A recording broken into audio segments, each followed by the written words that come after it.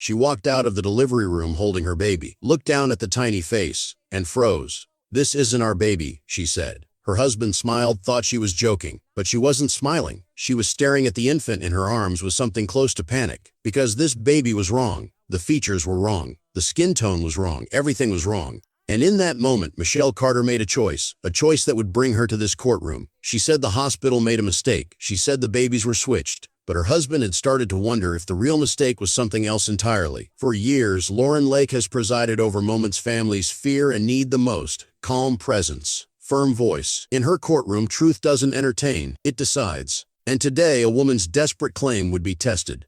Did a hospital really switch two babies? Or was something darker hiding behind that story? Because sometimes, the lies we tell to protect ourselves are more dangerous than the truth we're running from. The courtroom was tense.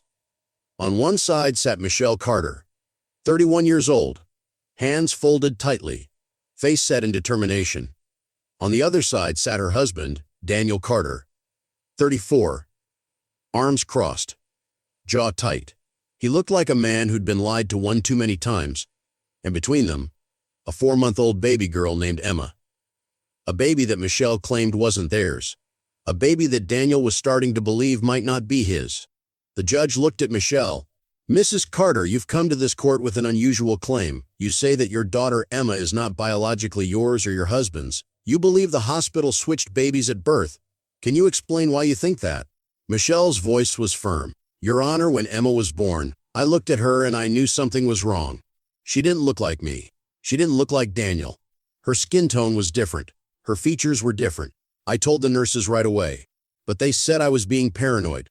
That newborns change. That I was just exhausted from labor. But you didn't believe them?" "No.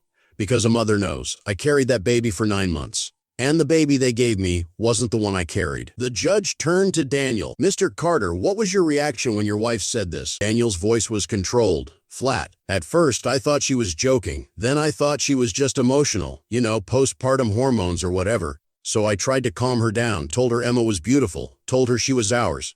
But Mrs. Carter persisted. Yes. For weeks. Every day. This isn't our baby. The hospital made a mistake. And I kept telling her she was wrong. But then, he stopped. Then what? Then I started looking at Emma. Really looking. And I started seeing what Michelle was seeing, which was that Emma doesn't look like either of us at all." The courtroom murmured. The judge raised her hand for quiet. "Mrs. Carter, you said Emma's skin tone was different. Can you elaborate?" Michelle nodded. "Daniel and I are both fair-skinned, light brown hair, light eyes, but Emma has darker skin, dark hair, dark eyes, and I know babies change. But this was different from the beginning." "Did you contact the hospital about this?" "Yes, multiple times. They reviewed their records. They said no mistake was made. They said Emma is definitely the baby I gave birth to." "And what did they base that on?" "Hospital bracelets, timestamps, security footage. Everything matched. So according to the hospital, there was no switch. That's what they say. But I don't believe them." The judge turned to Daniel. "Mr. Carter, you initially thought your wife was wrong, but now you're here. What changed?" Daniel shifted in his seat. "About a month ago, my sister came to visit. She took one look at Emma and said, 'Wow, she doesn't look like either of you,' and she laughed, like it was a joke. But Michelle and I didn't laugh, and that's when I realized we both had the same question. If Emma doesn't look like us, then who does she look like?" The judge leaned forward. "Mr. Carter, are you suggesting that this might not be a hospital error? That there might be another explanation?" Daniel's jaw tightened. "I'm saying I don't know what to believe anymore." Michelle turned to him. "Daniel, we've been over this. I didn't cheat on you. I swear I didn't." "Then explain why Emma doesn't look like us." "Because the hospital switched her. That's what I've been saying." The judge raised a hand. "Mrs. Carter, I need to ask you directly. Is there any possibility that someone other than your husband is Emma's biological father?" "No, none." "You're certain?" "Yes, Your Honor. I've only been with Daniel. Only him." "Were you intimate with anyone else around the time of conception?" "No.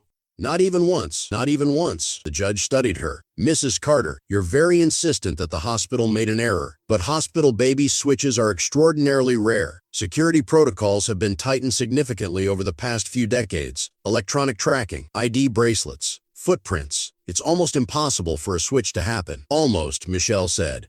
"But not completely impossible." "True. But unlikely." "Unlikely doesn't mean it didn't happen." The judge turned to Daniel. "Mr. Carter, do you believe your wife's explanation?"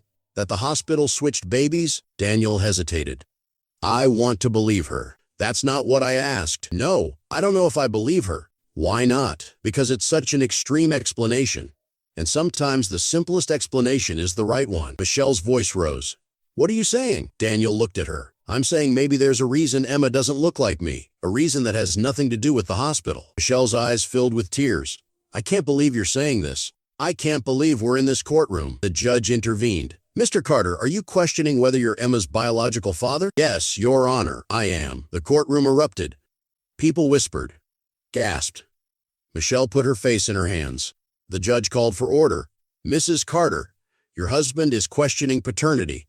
How do you respond? Michelle looked up, tears streaming. He's wrong. Emma is his daughter, but she's not the baby I gave birth to. The hospital switched her. I know they did, but you have no proof. I have my gut. I have my instincts as a mother. That's not evidence. It's all I have. The judge picked up a folder. Mrs. Carter, this court ordered DNA testing. Not just on you and your husband, but on Emma as well. We tested all three of you. She opened the folder, and the results are complicated. Michelle's hands gripped the table. Daniel leaned forward. In the matter of Emma Carter regarding maternity, the judge paused, looked at Michelle. Mrs. Carter, according to these DNA results, you are Emma's biological mother. Michelle exhaled. See? I told you. But, the judge continued, that doesn't mean the hospital didn't make an error. It just means you gave birth to her. The question is whether your husband is her biological father. Daniel's face was pale, and the judge turned to him. Mr. Daniel Carter, according to these DNA results, you are excluded as Emma's biological father. The room exploded. People stood, shouted. Michelle screamed, no, that's not possible. The hospital switched. Mrs. Carter, the judge's voice cut through the noise. The DNA proves you are Emma's mother, but your husband is not her father, which means there is no hospital switch. This is your biological child, but she's not his. Michelle was shaking. No, you're wrong. The test is wrong. The test is not wrong. Then, Michelle couldn't finish the sentence. Daniel stood up. Who is he? Daniel, please. Who is Emma's father, Michelle? Michelle was sobbing now. I don't know. You don't know? Or you won't say. I don't know. The judge spoke carefully. Mrs. Carter, I need you to think very hard. Is there anyone at all, who could be Emma's biological father? Michelle's voice was barely audible. There was one time. Daniel sat down slowly, like his legs gave out. When? The judge asked. About a year ago. Daniel and I had a fight. A bad one. He left for a weekend. And I was angry, and there was this guy at work, and she couldn't finish. You were intimate with him. Once.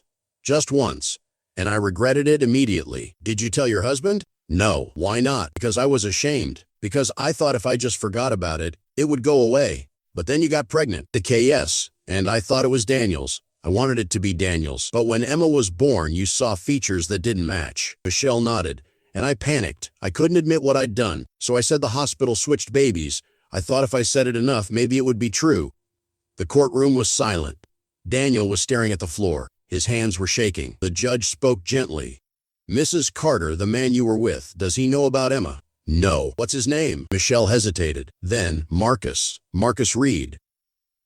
The judge looked to the back of the room. Mr. Marcus Reed is here today. He was contacted by this court and agreed to DNA testing. Mr. Reed, please stand. A man in the back row stood. Late 20s. Looked uncomfortable. Wouldn't meet anyone's eyes. Mr. Reed, please come forward. Marcus walked to the front. Sat down. Still didn't look at Michelle or Daniel. Mr. Reed, you had a relationship with Mrs. Carter approximately a year ago. Is that correct? Yes, Your Honor. Brief. Very brief. Did you know she was married? Marcus shifted. Yes, and you pursued a relationship anyway. It wasn't really a relationship. It was one night. Did Mrs. Carter tell you she was pregnant? No, I had no idea until this court contacted me. The judge picked up another envelope. We tested your DNA against Emma's. She opened it. Read it. Then looked at Marcus. Mr. Marcus Reed, according to these DNA results, you are the biological father of Emma Carter. Marcus's head dropped into his hands. Michelle sobbed louder. Daniel stood up. I need to leave, Daniel said. Mr. Carter, I need to leave. Now, the judge nodded. The bailiff opened the door. Daniel walked out without looking back. Michelle called after him. Daniel, please. But he was gone. The judge turned to Marcus. Mr. Reed, you're Emma's biological father. Do you want to be involved in her life? Marcus looked lost. I don't know. I didn't even know she existed until a week ago. That's understandable. But now you do know. And that child deserves to know her father. What about him? Marcus gestured to the door Daniel had walked through. He's been raising her. He was. But now he knows the truth, and I don't know if he'll stay. The judge looked at Michelle. Mrs. Carter, you lied to your husband for 4 months. You blamed the hospital for a mistake you made, and now your marriage may be over. Michelle could barely speak through the tears. I know what I did. Why didn't you just tell the truth from the beginning? Because I was scared, because I didn't want to lose him. And now I've lost him anyway. The judge shook her head. Mr. Reed, this court will establish paternity and work out custody arrangements. Mrs. Carter, you're going to need to figure out how to co-parent with Mr. Reed. And you're going to need to decide whether you can repair your marriage. But I'll be honest with you. The foundation of trust is gone. And I don't know if you can rebuild it. Michelle nodded. Couldn't speak. Court is adjourned. People filed out. Marcus sat alone, staring at nothing, trying to process that he was a father. Michelle stayed in her seat, waiting, hoping Daniel would come back, but he didn't. In the weeks that followed, Daniel filed for divorce. He couldn't forgive the lie, not the affair. He could have worked through that. But the lie, the months of blaming the hospital, the manipulation, that he couldn't forgive. Michelle moved in with her mother. Marcus started supervised visitation with Emma, and slowly, painfully, a new reality formed. Daniel saw Emma once, held her, looked at her face, and realized he couldn't do it. Couldn't raise another man's child built on a foundation of lies. So he walked away, and Michelle was left with the consequences of her choices. Emma would grow up knowing her father was Marcus Reed, a man who didn't plan to be a father, a man who was still figuring out what that even meant. And her mother was a woman who'd lied about a hospital switch to cover an affair. That was Emma's origin story. And no DNA test could change it. For years, Lauren Lake has presided over moments families fear and need the most. But some lies are too big to forgive. A woman claimed a hospital switched her baby. But the truth was darker. She'd had an affair, got pregnant, and when the baby didn't look like her husband, she invented a story to save herself. It didn't work. The DNA revealed everything. And a man who'd been a father for 4 months walked away from the only family he'd known. Because love built on lies isn't love. It's survival. And sometimes, the truth sets you free. Even when freedom means walking away from everything you thought you wanted. That's what Daniel Carter learned. And that's the price Michelle Carter paid for a lie that started the day her daughter was born. A lie about a hospital switch that never happened. A lie that destroyed a family that could have been saved if she'd just told the truth from the beginning.